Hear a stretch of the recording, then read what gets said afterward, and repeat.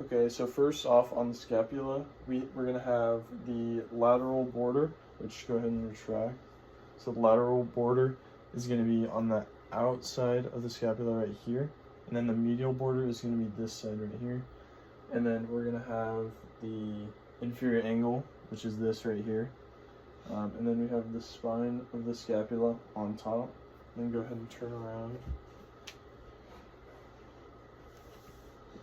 Okay, and then we have the clavicle right here.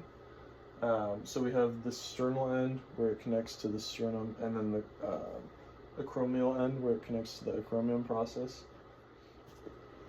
Okay, so we have the SC joint, which is going to be the sternoclavicular joint, which is going to be right here on the side of the clavicle. And then we have the AC joint, which is going to be the acromioclavicular joint on this side right here, where it attaches to the acromion process.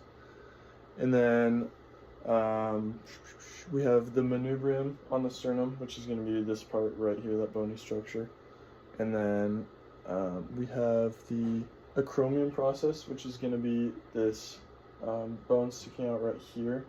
So that's part of the scapula. And then we also have the coracoid process, which is going to be kind of right in this front delt area. And it's kind of a tender sort of spot, but it's that bony structure right there in the front delt. And then we have the humerus, which is going to be the arm bone, and this is going to be the head, just this part right here that connects into that joint. And then we have the deltoid tuberosity, which is going to be down here, right in the bicep. And then we have the greater tubercle, which is going to be on the kind of more on the posterior side. And then the lesser tubercle is going to be right here in the front, sort of. And then we have the intertubercular groove, which is going to be in between the two. And then we have the neck right below that as well. Okay, and then for the shoulder joint musculature, we have the deltoid. So we're going to have the anterior, lateral, and posterior. So the anterior is going to control flexion and horizontal adduction. So that is going to be right here, front deltoid. And then the middle deltoid or lateral deltoid is going to control abduction at the shoulder joint. And then the posterior, which is going to be here in the back, that is going to be for extension and horizontal abduction. And then moving on, we have the pectoralis major.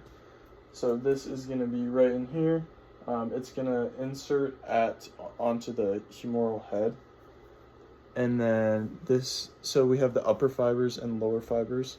The upper fibers are going to be used for flexion and horizontal adduction at the clavicular head. And then the lower fibers are going to be used for extension from a flexed position and adduction at the sternocostal head. And let's see, we also have the pectoralis minor, which is going to sit under it.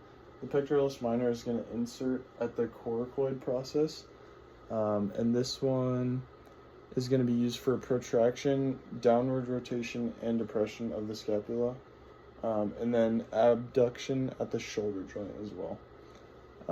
We also have the coracobrachialis, which is going to start at the coracoid process and then run down into the bicep and attach there. And this is used for protraction, this is used for flexion and adduction. And then I'll have you turn around.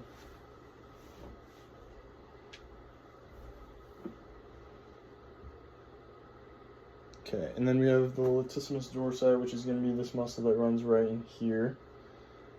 So this is going to be used for extension, adduction, and internal rotation at the shoulder joint. And then we have the teres major, which is going to be right in here, right in this area. This is going to be used for extension, adduction, and internal rotation at the shoulder joint. And then we have the teres minor, which is going to be right above it. And then we have the subclavius, which is going to be right under the clavicle on the front side. And that's going to help with depression of the clavicle.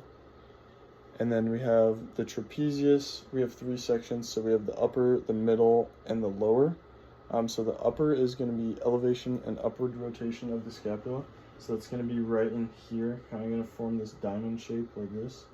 And then the middle fibers, the middle fibers are going to be used for retraction of the scapula and adduction. And then the lower is going to be used for depression of the scapula and upward rotation. And then we have the rhomboids, which are going to be right in here, kind of sitting under the traps. Okay, and both of those rhomboids are both the major and minor are going to participate in retraction / abduction, as well as downward rotation and elevation. And then lastly, we have the levator scapulae, which is going to run right here along the sides of the neck. And that is going to be used for elevation and downward rotation.